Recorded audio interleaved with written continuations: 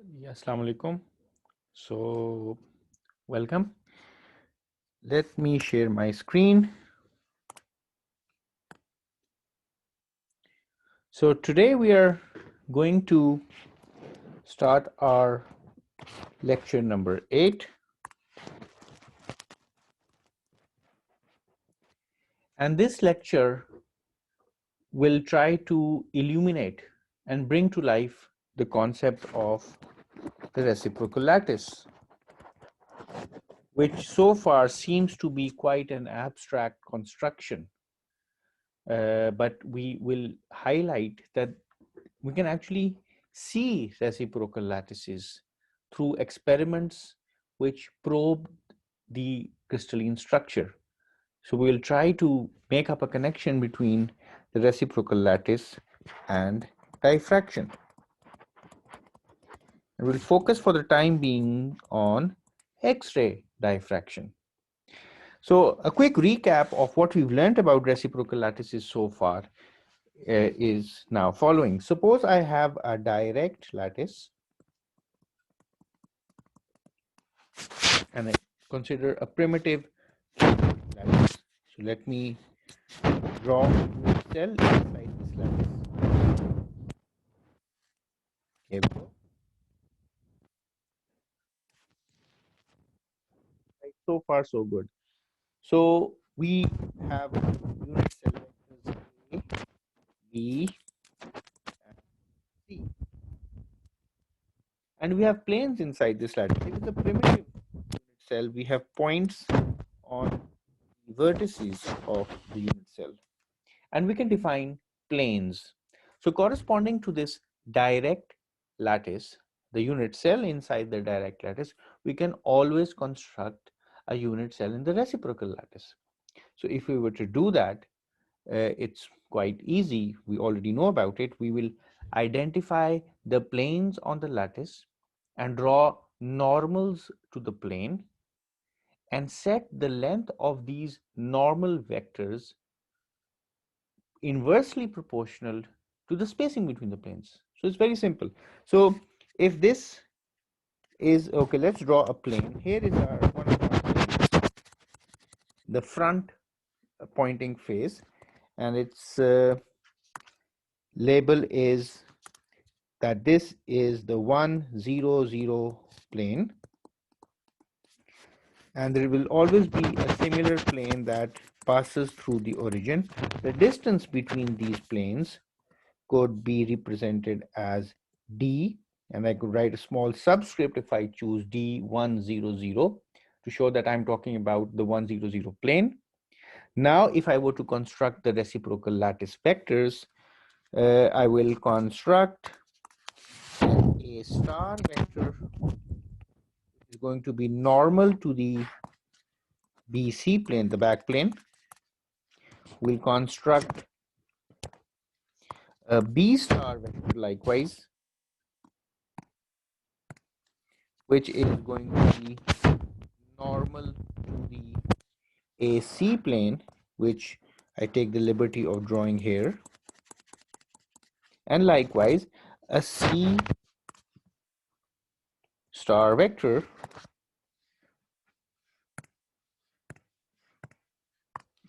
which is normal to the AB plane here. So now I've constructed these three reciprocal lattice vectors. I can choose to draw the point. So if I were to draw the reciprocal lattice corresponding to this primitive unit cell in the direct lattice, I will once again get a cube.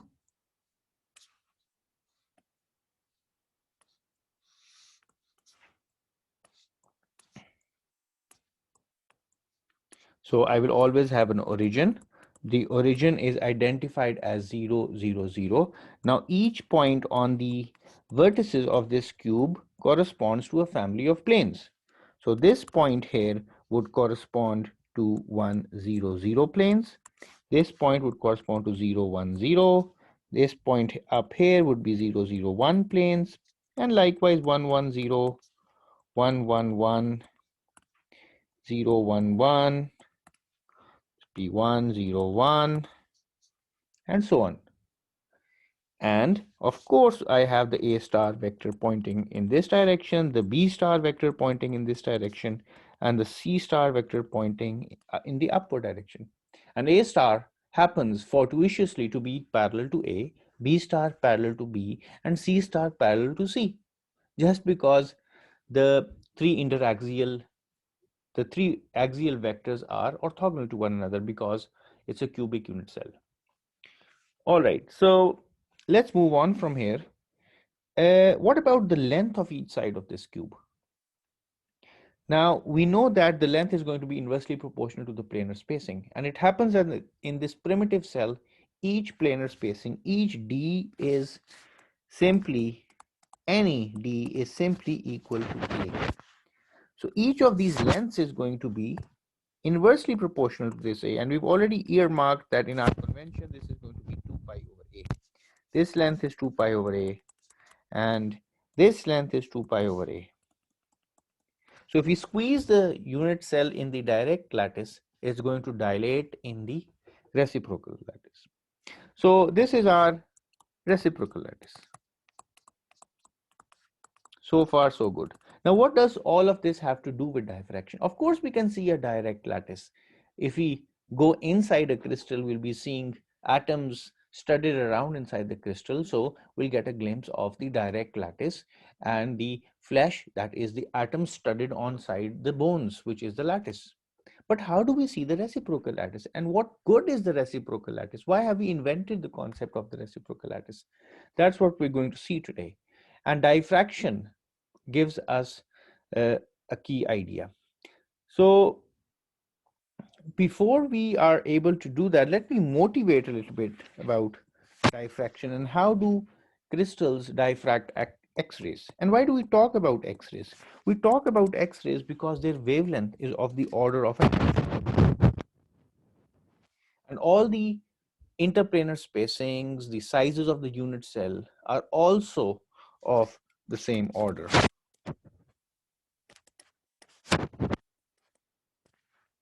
So roughly, that's why we can negotiate the unit cells and the atomic structure with the help of X-rays. If our wavelengths were too large, for example, light, we couldn't probe the internal structure of these atoms. Now, so how do we proceed from here? The idea is really simple. First of all, let me give you some experimental observations.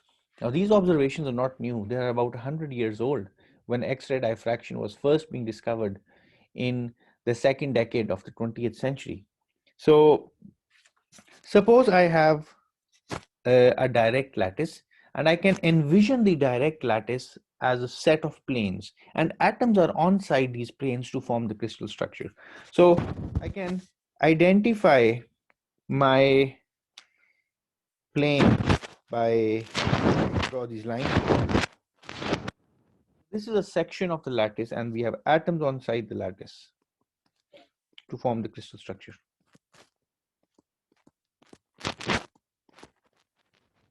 Now, X-rays. Let me consider a single ray of an X-ray. That's quite tautological, a ray of an X-ray. So an X-ray comes in and nothing happens. In most cases, nothing would happen to the X-rays. They will just pass straight through. Now what I could do, I could rotate the crystal.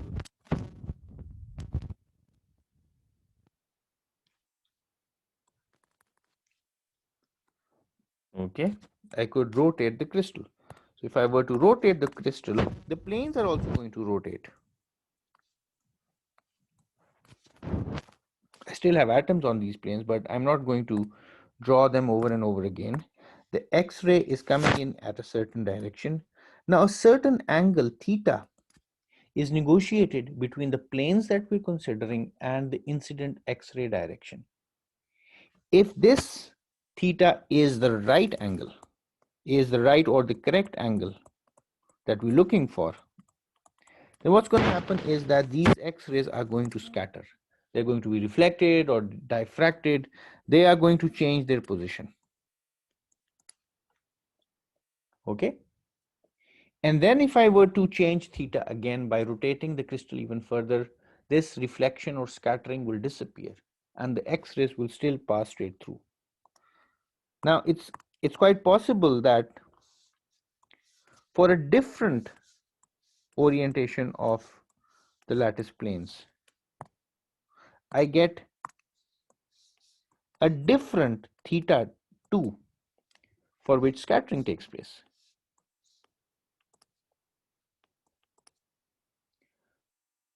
And now I'm considering a different set of planes inside the crystal. And the crystal has many different families of planes.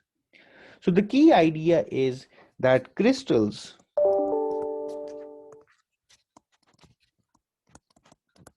will diffract. And I'm going to use the word reflection synonymously with diffraction, and I'll explain why. So crystals will diffract at precise thetas. Only when the thetas have a special mathematical relationship with the wavelength of the X-rays, which is lambda, and the spacing between the planes D, will a reflection occur. So this is the key idea. And I'm going to take this idea further today. I'm going to build upon it, and I'm going to connect it with the idea of the reciprocal lattice. Now, we all know that if you look at a crystal structure, it has a bewildering set of planes in it. And they could be, so if I just draw a projection of a crystal, so I would just like you to just look at a projection of the crystal. This is the A axis and this is the B axis. And I have atoms everywhere.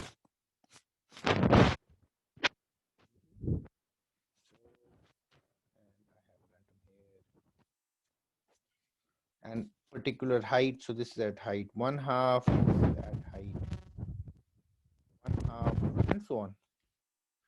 So I have an arrangement of atoms inside the crystal structure. Now I can identify different kinds of planes.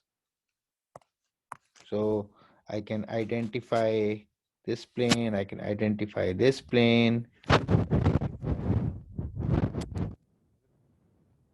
There is a bewildering family or sets of planes inside the crystal on which atoms exist. Now, how do we know the directions theta in which rays are going to be reflected? So this is quite a difficult problem, but it was a genius of father and son, the two Braggs in England, who in 1912 came up with a very simple formula to infer or predict what theta would give you a reflection. And the formula is so simple that it stands at the same level of simplicity and elegance and power as the Newton's law. So when we want to deal with crystal structure determination, or we would like to see what's inside matter, we have to resort to this formula. It's called the Bragg's formula.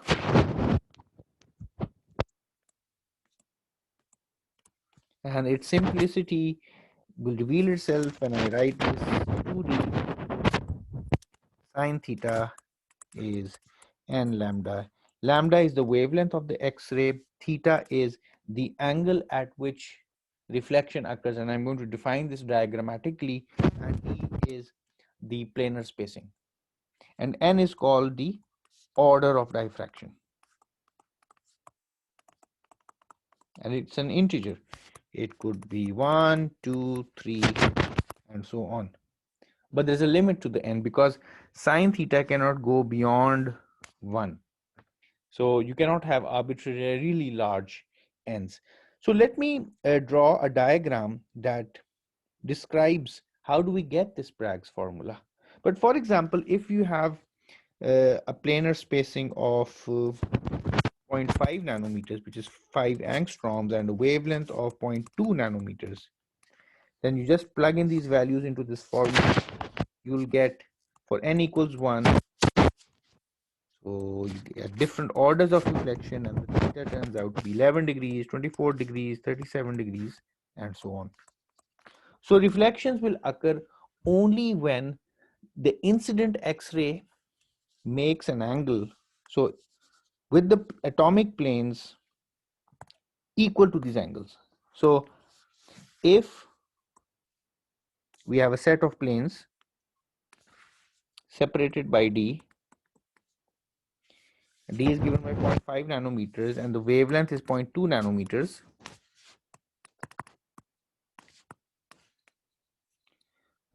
Please give me a second. I think I need to change the batteries in my pen. So just please give me a second.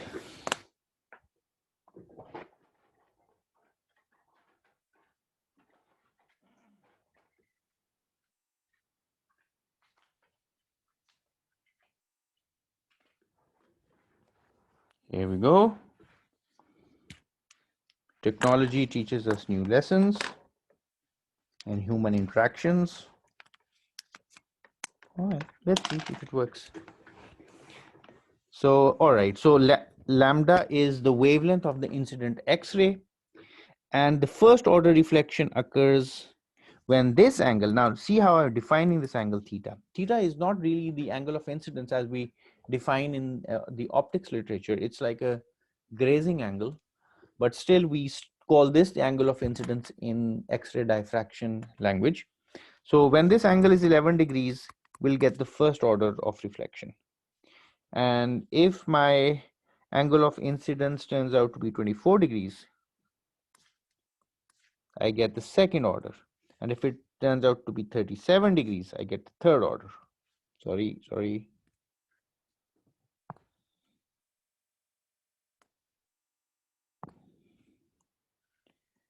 So this is 37 degrees, this is 24 degrees. So I have these multiple orders of diffraction. Now, how do I derive the Bragg's formula? It's very simple. I draw my atomic structure as a set of planes, and I just take two planes for the time being. I have an atom here and an atom here, and there is an interplanal spacing of d units in nanometers, and X-rays come in and they are reflected. Now, in this model of diffraction, an atomic plane is fictionally assumed to become a reflecting mirror. So a plane of atoms acts like a mirror for X-rays. Now, this is a hypothetical advance, a leap of imagination from the Bragg family. And it turns out that the angles at which come out from this reflection-based analysis are equally the same as the angles that come out from any scattering-based analysis. Therefore, sometimes the diffraction of X-rays from a crystal is sometimes called the reflection of X-rays. So the model based upon reflection turns out to give the same results as a more complicated atomic model which involves the scattering of X-rays from electron densities.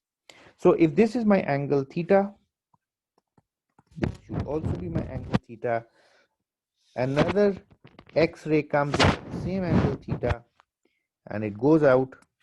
Now these two outgoing X-rays, they will be in phase. They have to be in phase if we were to see a reflected beam of X-rays. And if there were a reflection coming out, or if we were to achieve the reflection condition, then these beams labeled as 1 and 2 must be in phase. Now, how do we know that they're in phase? In order to know that they're in phase, we have to find out the path difference between them. Okay, so the path difference between them can be found out by drawing two triangles. So this is 90 degrees, 90 degrees. If I label these points as A, B, and C, is AB plus AC.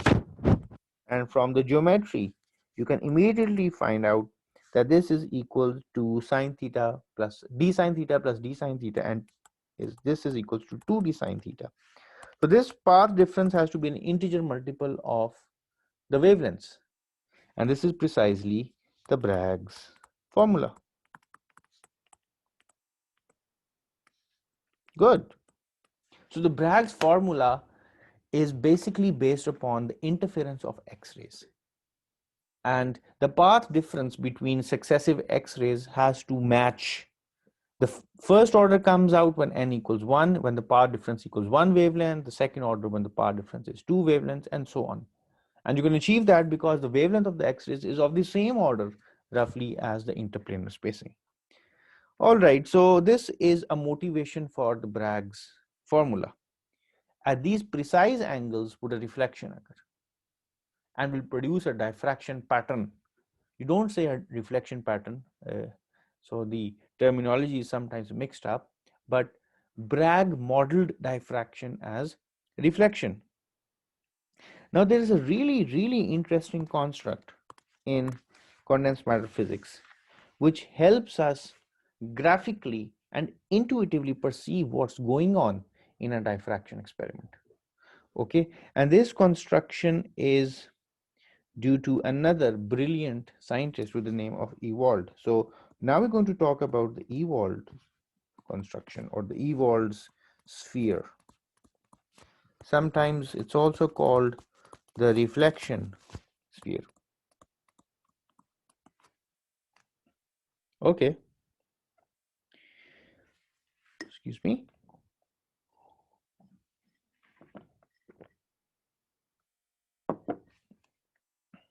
All right, so suppose I have a direct lattice and it's a square lattice in 2 dimensions. It's really a cubic lattice, but I'm just drawing the projection on the AB plane. This is my A axis, this is my B axis. Likewise, I will have a reciprocal lattice, which I probably would like to draw in a different color. And it's also going to be cubic. You already know that. And each point corresponds to a family of planes. So this is A star. This is my B star vector.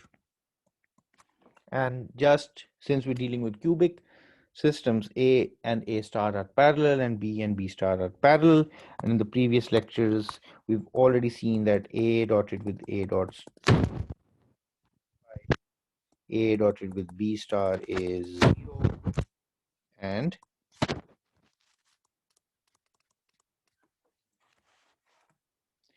now what I could also do for simplicity and for ease of drawing, I could also draw a grid here just for easily drawing lattices. But remember that these lines don't really exist, only the points are there. And this reciprocal lattice could also be depicted by a grid. And A and A star are parallel here in this case. Now, if I were to tilt the direct lattice, which means I would rotate the crystal, and it's a single crystal that I'm talking of, which means that there is only one grain inside the crystal. There's only one crystallite, and all the atoms are in a perfectly nice, neat arrangement. Then if I were to tilt this here in the direct space, in the real space, and my A is going to tilt and my B is going to tilt with respect to the original. So the reciprocal lattice is also going to tilt. No doubt about it, because the reciprocal lattice vectors are tied up to the direct lattice vector. So this is going to tilt as well.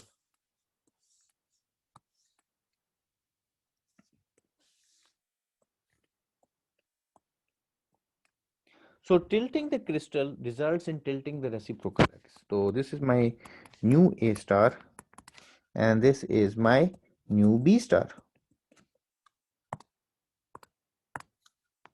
So tilting the crystal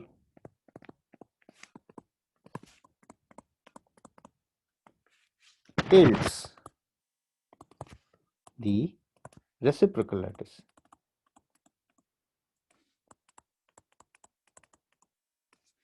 All right. Now also remember that if this spacing is d here, then this spacing is going to be 2 pi over d. If this spacing is d prime, then this spacing is going to be 2 pi over d prime. That's how we've defined the lengths of the reciprocal vector lattice. And all of these points, which are the intersection of these green lines, these are reciprocal lattice points. And they correspond to families of planes, etc. All right, now let's come to our diffraction problem with this slight background. And let's talk about the Ewald's construction. Okay. Now, in an X-ray diffraction experiment, you have an X-ray beam coming in at a certain angle, and you have a crystal in the path of that X-ray beam, and the crystal can have planes. Now you could rotate the crystal or you could rotate the X-ray beams to negotiate different angles of theta. So the impact, whether you rotate the crystal or you rotate the X-ray beam, is going to be the same. So if I rotate the crystal clockwise and keep the X-ray beam's direction fixed, I could also keep the analogously, or I will achieve the same effect if my crystal remains fixed and my X-ray beam rotates in the opposite direction. So this keep this concept in your mind, please. So now what I would like to do, I would like to draw the reciprocal lattice as it is. It's in a particular orientation which corresponds to the direct lattice, and here is what I come up with. This is my reciprocal lattice. By the way, I'm now going to talk about the Ewald's construction.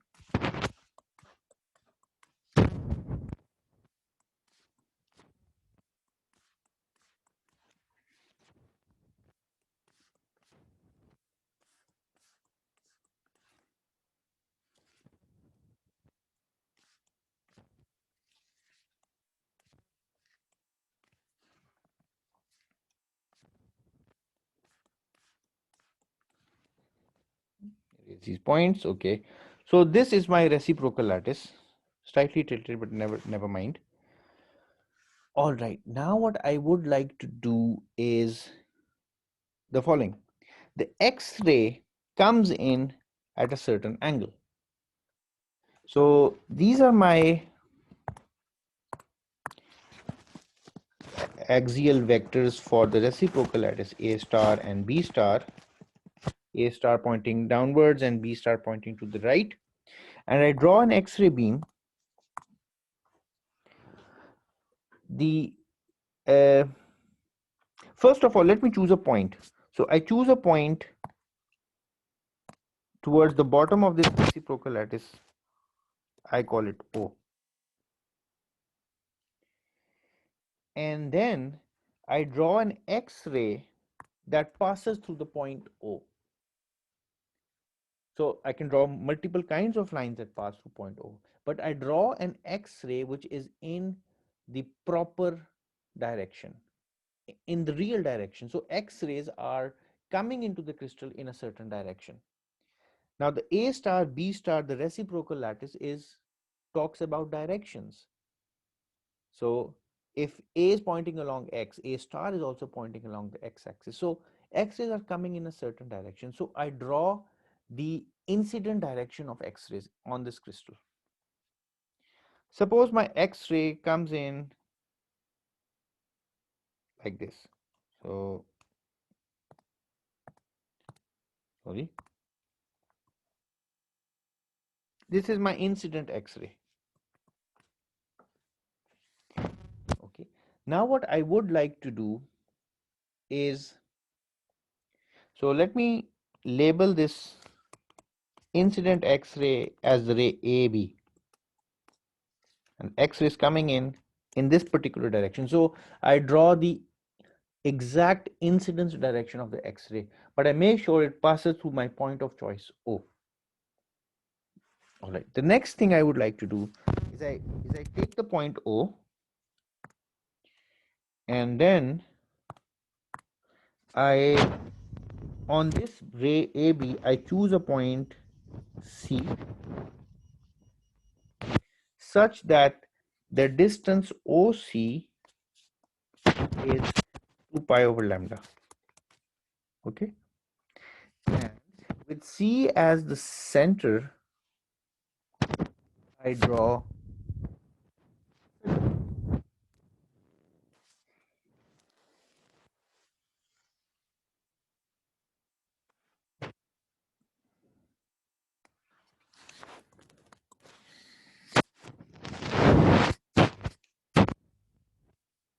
Okay, so it's not a very neat circle, but nevertheless, let me just reposition my points.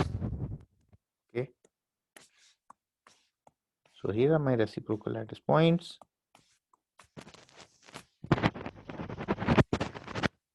C is the center of this circle. This circle is, even though I've drawn it in 2 dimensions, it's really 3-dimensional. It extends above the plane of the screen, so it's called an evolved sphere.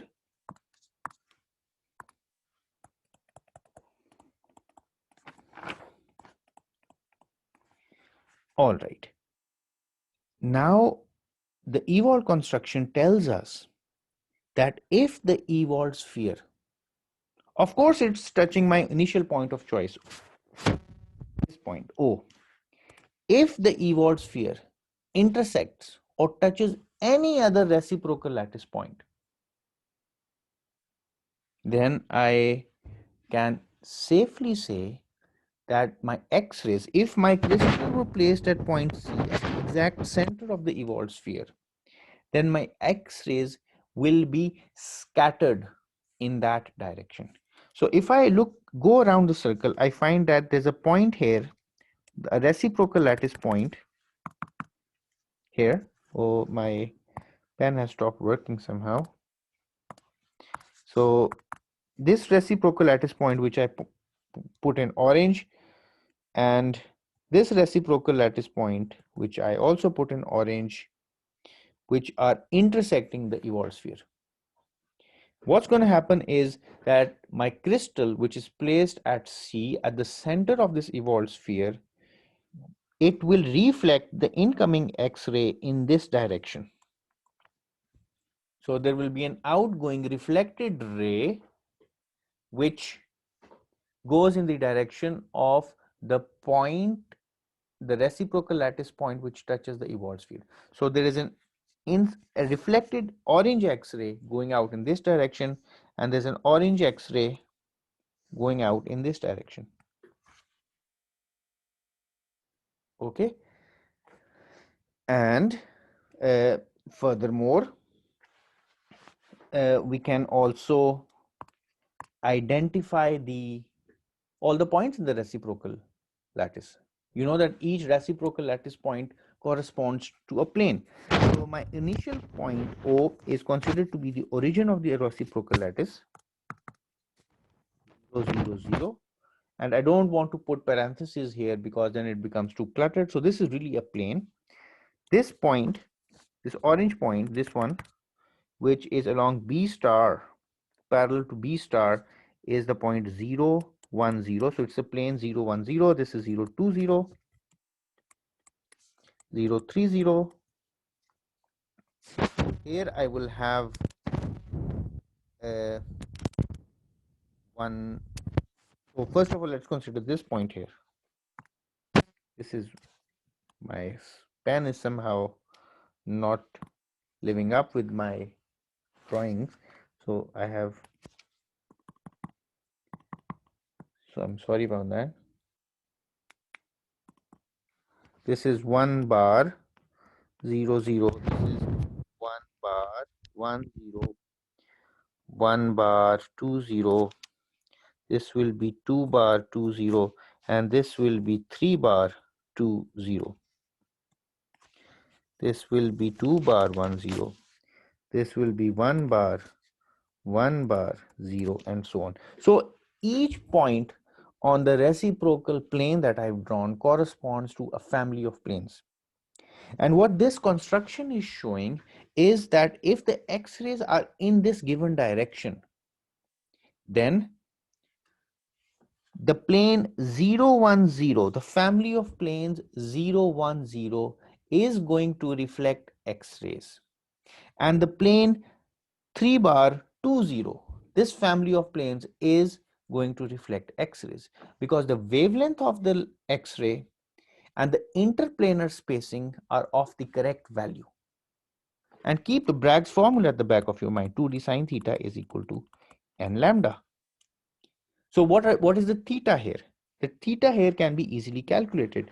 So if I drew my Bragg descriptive diagram over again, you will notice that if this is my incoming X-ray and this is my outgoing X-ray, this angle is theta and so is this angle, then if I were to extend the undiffracted beam, the reflected beam makes an angle 2 theta with the undiffracted beam.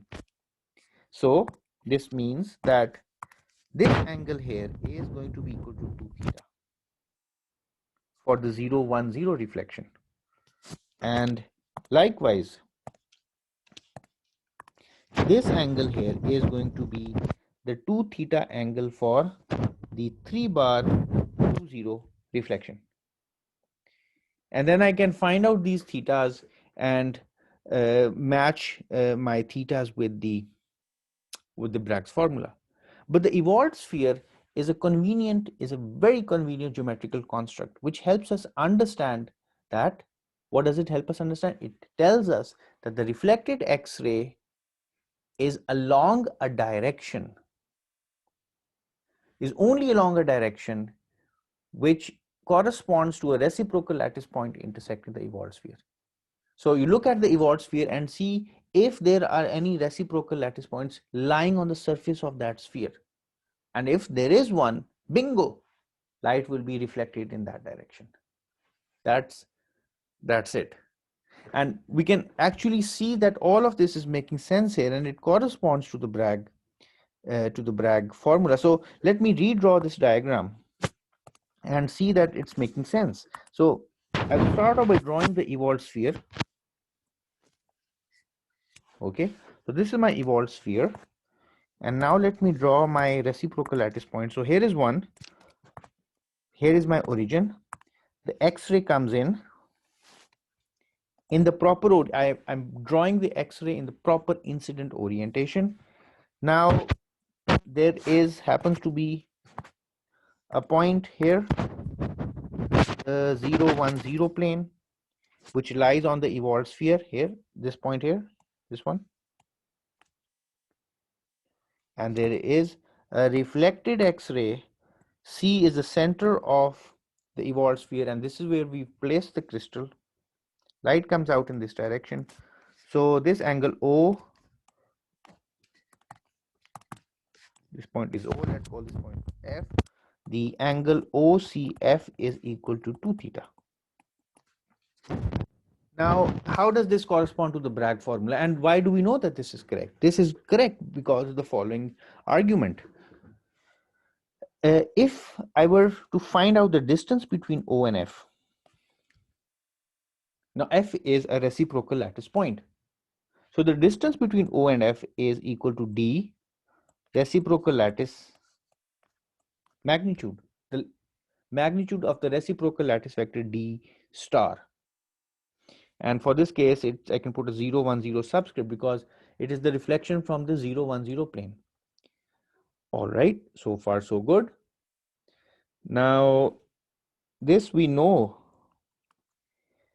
D star is equal to, from our definition of the reciprocal lattice vector, this must equal 2 pi over the interplanar spacing of the 0, 1, 0 plane. So this is equal to 2 pi D 0, 1, 0. Okay, so this is this line segment OF that I've drawn here. And then what I could do, I could bisect this line segment. Sorry, I should do it properly.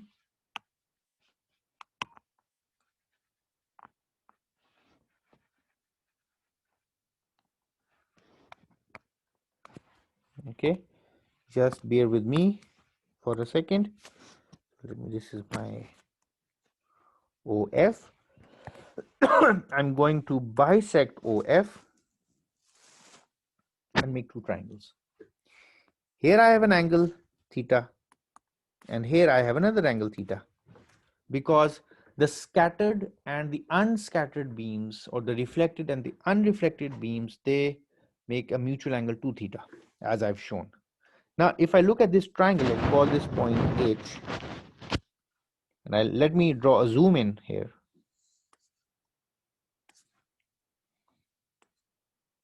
This is O, H, F, theta, theta c. I already know that OC is 2 pi over lambda. C over F is 2 pi over lambda. So this OF is 2 pi over lambda in theta. And I have two of them. So 2 into 2 pi over sine theta. But this must equal 2 pi over 0. And if I were to do some really simple cancellation, the 2 pi goes away and I'm left with 2. So sine theta is lambda. So this is a first order reflection, n equals 1 here. This is precisely the Bragg's formula. Therefore, what we observe is that the evolved reflection sphere gives us the first order reflection directions, and it tells us which planes are making that reflection. And the key idea is, let me summarize in simple English. Draw the reciprocal lattice in the correct orientation. Choose a point in the reciprocal lattice. Say it becomes the origin of the reciprocal lattice. Make an X-ray beam that passes through that point, but make sure that your X-ray is oriented in the incidence direction. Take a point 2 pi over lambda away from your origin. Draw a circle. See what other lattice points, reciprocal lattice points, lie on that circle. And if you find a match, then that direction will be the direction of the reflected ray. Now, I hope all of this is making sense, and I would like to now switch gears. Just half a minute of silence before I move on, and I will try to give you an intuitive feel of this.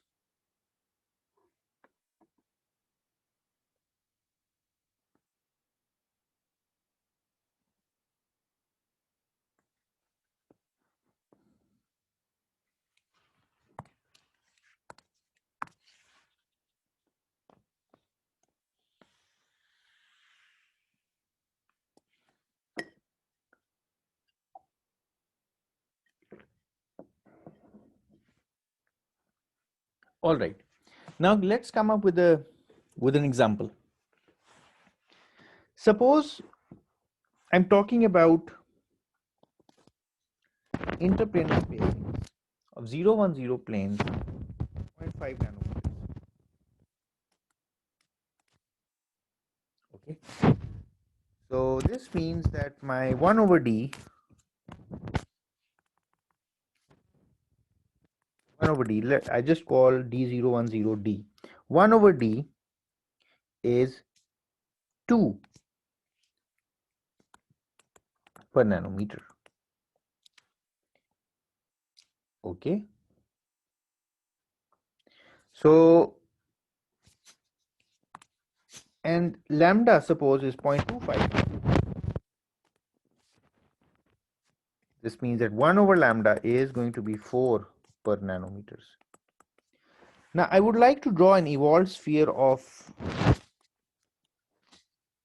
radius 2 pi over lambda, which is 2 pi into 4 per nanometer.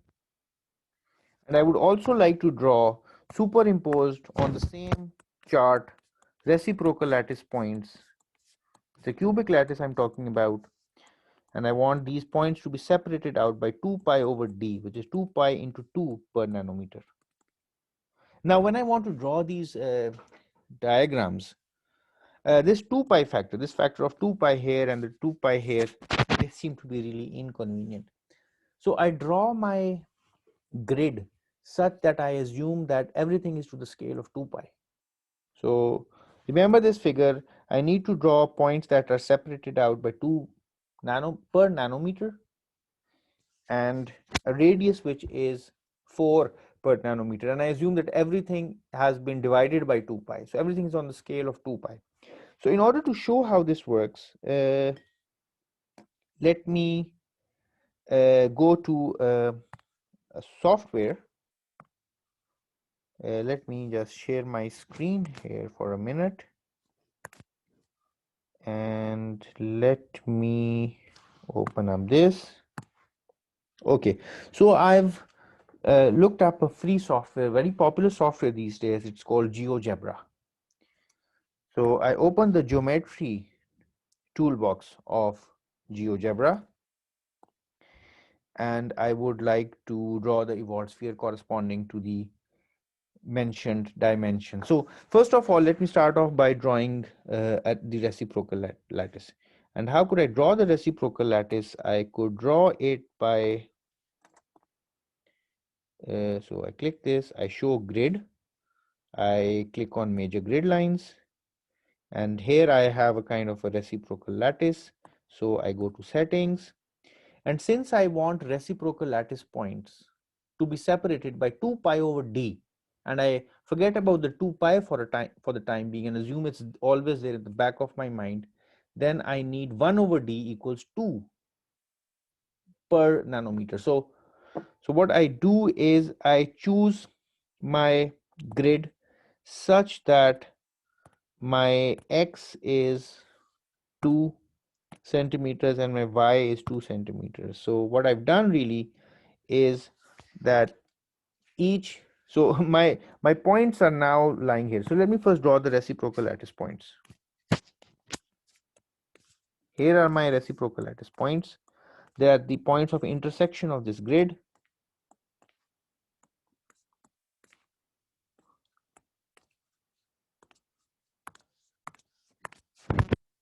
Here you go.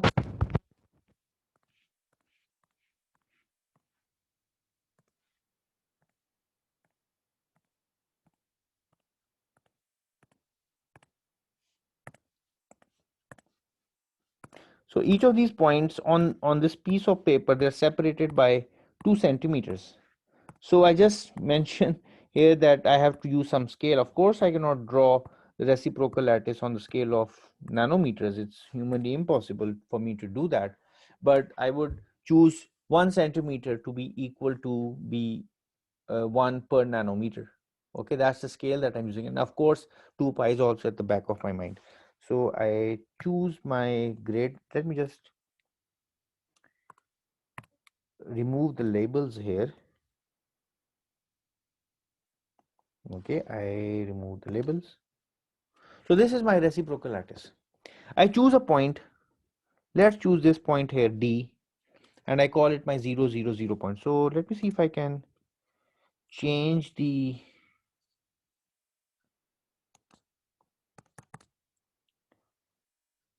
okay, I just want to change the caption for this. So let me see how I could change the caption. Oh yes, here I go. Settings, show label. So I put a caption here. This is my 0, 0, 0 point, and I want to show the caption. Okay. Now I need to draw uh, a circle, and I need to choose an X-ray direction. So let me ask the following question. What direction should the X-ray be in relative to the direction of the reciprocal lattice so that I get some reflection? And in fact, I'm interested in seeing a reflection from this neighboring point, which is the 0, 1, 0 point. So I put the caption 0, 1, 0. So I want to see, my question is simple. I want my 0, 1, 0 planes to reflect. I know the wavelength of the X-ray beam. What should be the orientation of the X-ray with respect to the reciprocal lattice? Which is another way of saying what should be the orientation of the X-ray with respect to the orientation of the direct lattice, because the reciprocal lattice is connected in orientation with the direct lattice. So this is the question that I would like to pose, and I would like to use the evolved construction to find out an answer to this problem. So what I could do now, let me draw the evolved sphere, and I would like to make the evolved sphere pass through, of course it passes through 0, 0, 0, And I want to draw it in such a fashion that it also passes through 0, 1, 0. But its radius has to be fixed. And its radius is 2 pi over lambda.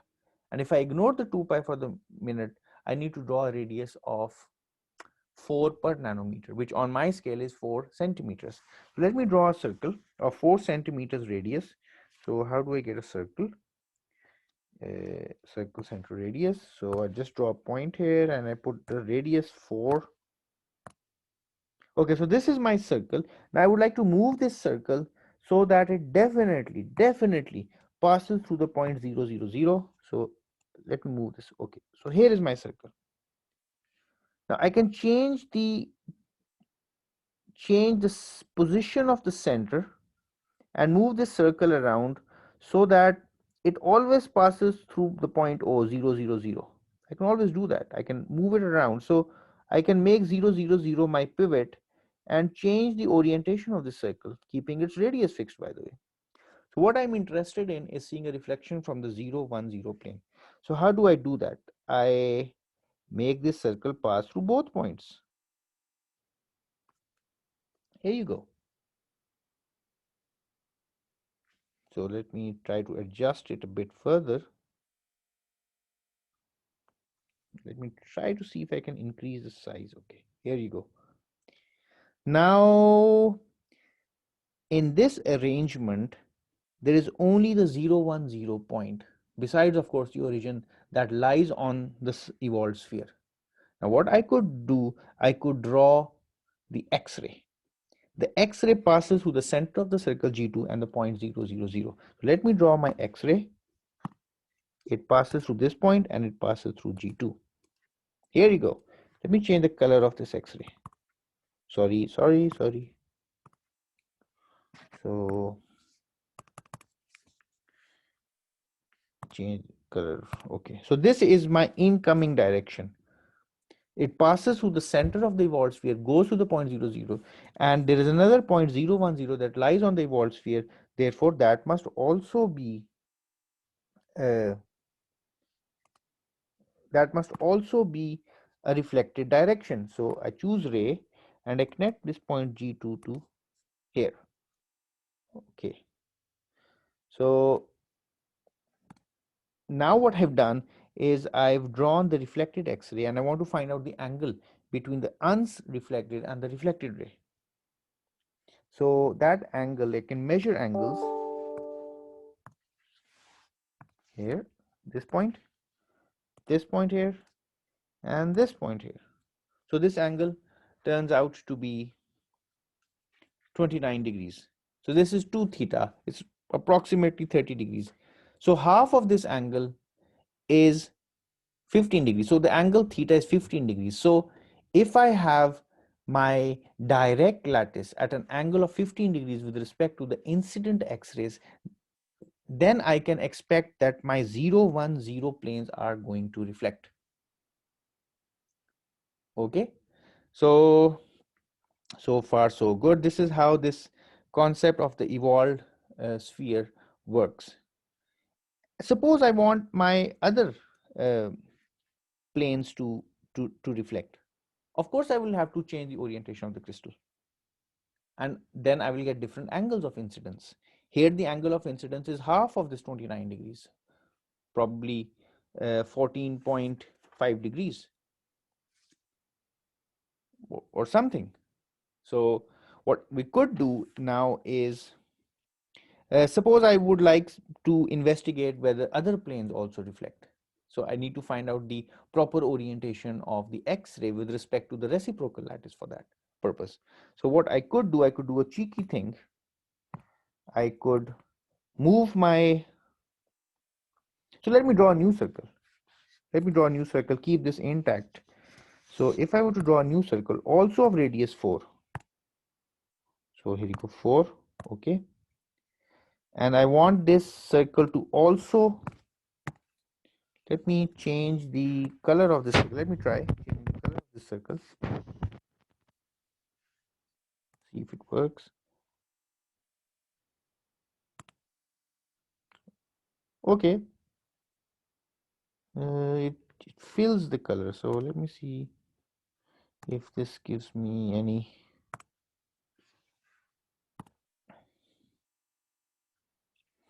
I think I want to change the, okay, let me delete this. Let me draw it again. So I have a circle whose center is not fixed, but the radius is fixed. Is 4. Okay. And now I move it. So I forget about the colors. It's a bit of a hassle for me at the moment. So I move this circle. H2 is its center, and I move it in a fashion so that one point always goes through the origin 0, 0, 0. And I would like the circle to intersect this point here, which is the, let me identify that plane in a minute, here. So let me identify two new points. One is this point here, which I would like to label. This point is, what is this point? This point is -1, 2, 0. So can't write one bar here, so I'll just choose a -1 for, I put -1, 2, 0, and I show the caption. Okay. So this is -1, 2, 0.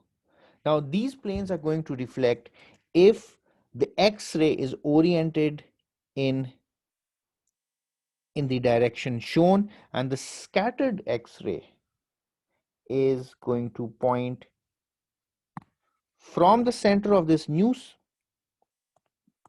point to the reflected ray. So I draw this and I connect it here. So this new line, which let me try to change in the color of this new scattered ray. Oh, I'm all over the place now. So if I select this scattered ray, try to change the color of this. Okay, green, good. Then I would now like to find out the angle between the X-ray and the scattered ray here. This angle is 72.6 degrees. So theta is now going to be half of this, 30, something around 36.3 degrees. That's theta, and that is what the orientation of the crystal should be with respect to the incident X-rays. Now you will observe that for this same angle, there is another plane right here. Let me label this plane. So this plane is 1, 2, -3, 2, 0. So let me label this plane as well. -3,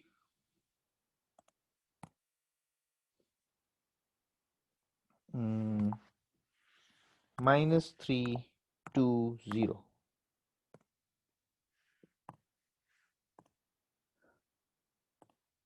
So at the same angle of incidence, sorry, I'm so sorry about that. With the same incident X-ray, these planes will also reflect X-rays, and these planes are at a different orientation with respect to the incident X-ray, even though the crystal has not moved, because inside the crystal we have planes and different angles.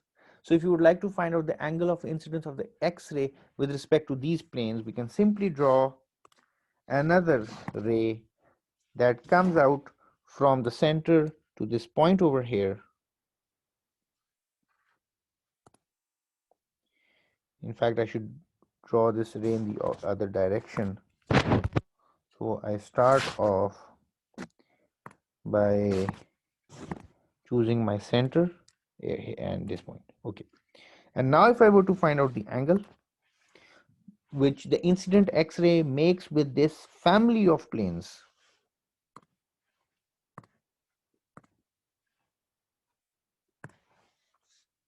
so this point, and this point. It's 140 degrees. So it's a large angle. The angle theta is going to be half of this.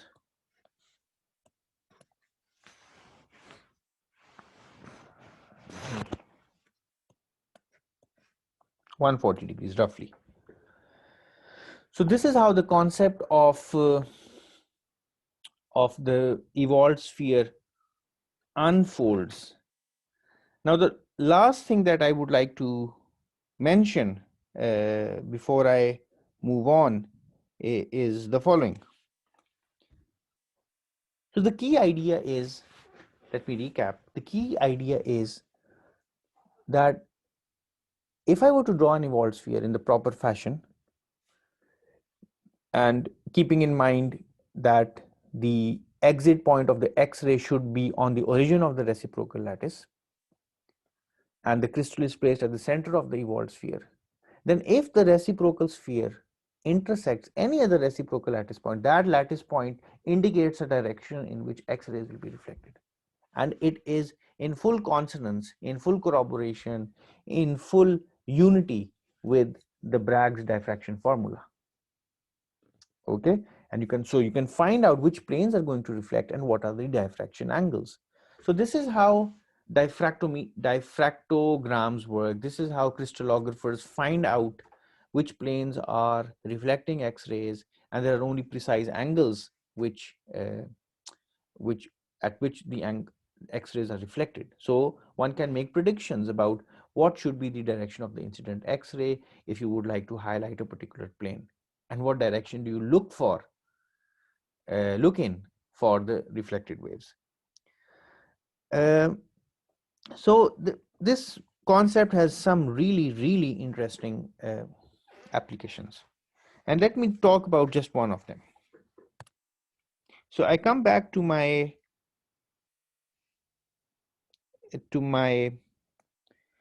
OneNote, and I like to share my screen again.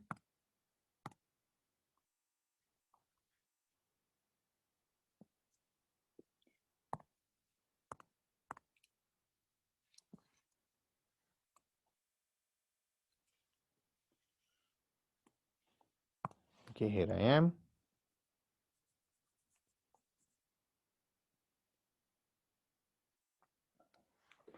All right, so let me draw my reciprocal lattice again.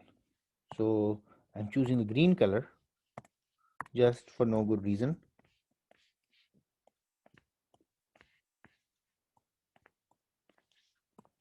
Square lattice.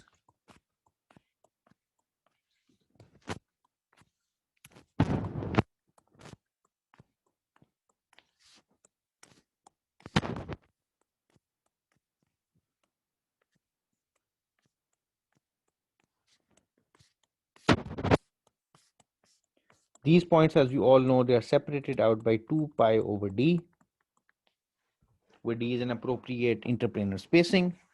One of my points is the origin. Now suppose I don't choose X-rays, I choose some other particles like electrons. And that's what's happening in a transmission electron microscope, TEM.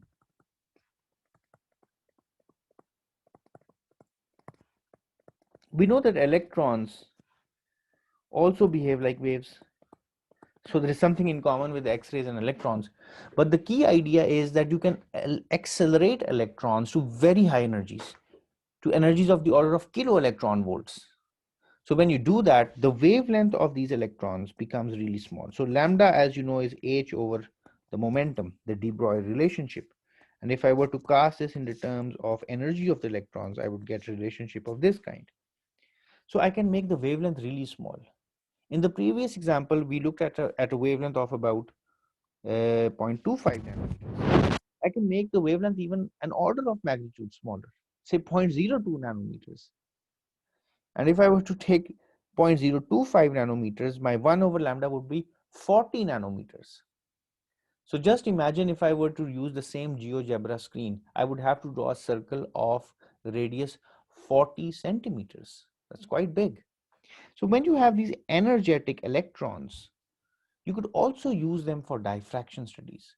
And you can use the same concept of the evolved sphere to to look at which points are emitting, along which directions are these electrons diffracted or reflected. Suppose I have a very large wavelength. So in that case, the radius of curvature is going to be really large. And if I were to draw an arc of the evolved sphere, it must pass through this point. We all know that because this is the origin that I've chosen. But it also negotiates many other points on on this plane, on this AHK0 net. So let me identify the points here. So this is, suppose 0, 1, 0, 0, 2, 0, 0, 3, 0. This is 0, 1 bar 0, 0, 2 bar 0, 0, 3 bar 0.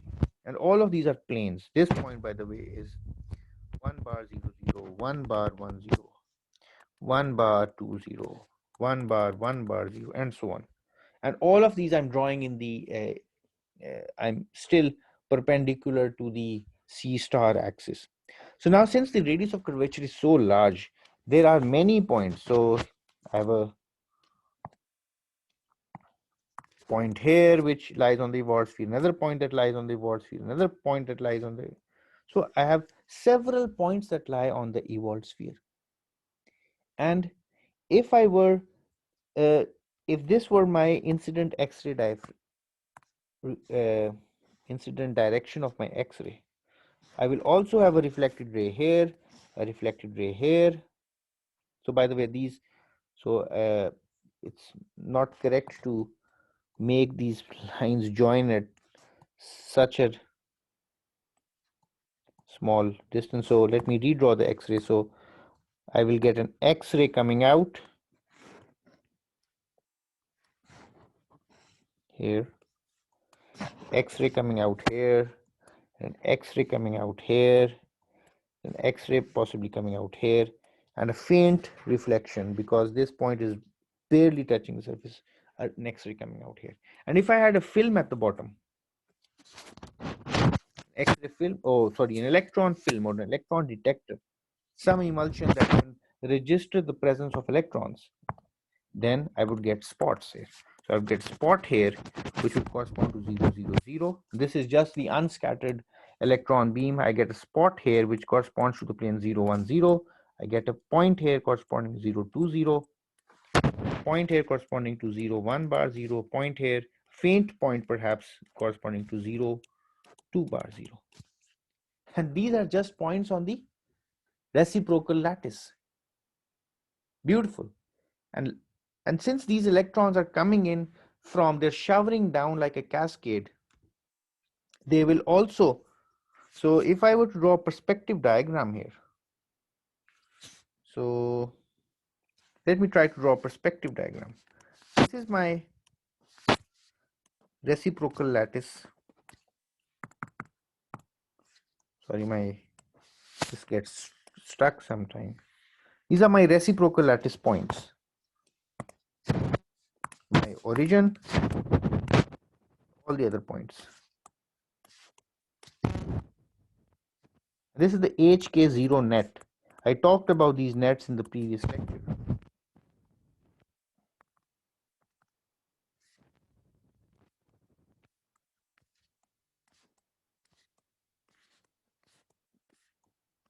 Now let me try drawing the shower of electrons coming down. So I have electrons coming down in a big. So just imagine that I have a bowl here, which is my evolved sphere, and this bowl is not just one direction, but the bowl is like this. Consider the cap of a very large sphere. Okay, the very large sphere. And this is my A star direction. This is my B star direction. So I'm going to have the bowl's curvature along the A star as well as the B star. So all of these points are lying on the evolved sphere. All of them. All of the points, a large number of them in the HK naught are lying on the evolved sphere. So all of these points are going to result in spots. Some of these spots, as you go further away from the origin, they are going to get fainter, but nevertheless, they're going to exist. So this point will be 1, 0, 0. This point will be 1, 1, 0.